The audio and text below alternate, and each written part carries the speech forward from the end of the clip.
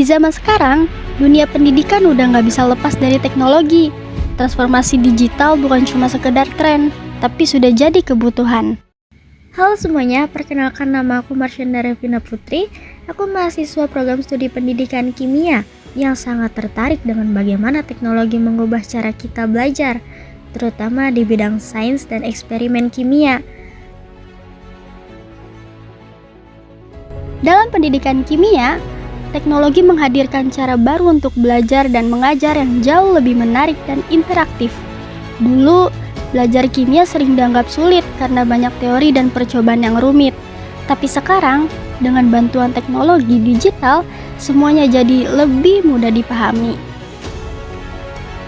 Menurut jurnal Afrinola, pada tahun 2025, penggunaan teknologi digital bisa meningkatkan kreativitas dan motivasi siswa dalam belajar kimia. Misalnya, guru bisa pakai video interaktif, simulasi reaksi kimia, atau platform pembelajaran lainnya.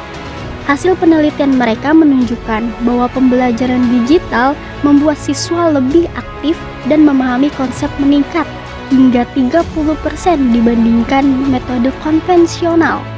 Selain itu, riset dari Setiawan, Herunata, dan Rosli pada tahun 2025 dalam jurnal Eclectica juga menyoroti bahwa mahasiswa pendidikan kimia di era digital lebih mudah mengembangkan kreativitas saat mereka belajar menggunakan aplikasi berbasis AI atau simulasi virtual. Mahasiswa merasa lebih bebas bereksperimen tanpa takut gagal karena bisa mencoba berulang kali lewat laboratorium virtual. Selain itu, penelitian Akbar dan Zakaria pada tahun 2024 dari Edudikara menjelaskan bahwa kecerdasan buatan atau AI mulai masuk ke dunia pendidikan kimia. AI digunakan untuk menilai pemahaman konsep siswa, memberikan umpan balik otomatis, bahkan membuat soal adaptif sesuai kemampuan masing-masing siswa.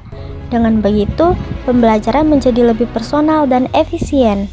Transformasi digital ini juga sesuai dengan semangat era Society 5.0, di mana manusia dan teknologi bekerja berdampingan. Menurut MDPI pada tahun 2025, era ini menuntut mahasiswa untuk bukan hanya menguasai teori, tapi juga mampu menggunakan teknologi secara cerdas untuk menyelesaikan masalah di dunia nyata, termasuk dalam bidang kimia, seperti analisis lingkungan, energi terbarukan, dan pengolahan limbah. Jadi, dari pembahasan sebelumnya dapat disimpulkan bahwa teknologi dan transformasi digital benar-benar mengubah wajah pendidikan kimia di Indonesia. Dari yang awalnya kaku dan sulit, kini jadi seru, praktis, dan penuh inovasi. Tantangannya tinggal bagaimana guru dan mahasiswa bisa beradaptasi supaya teknologi ini nggak cuma jadi alat bantu, tapi benar-benar menjadi bagian penting dalam proses pembelajaran kimia di masa depan.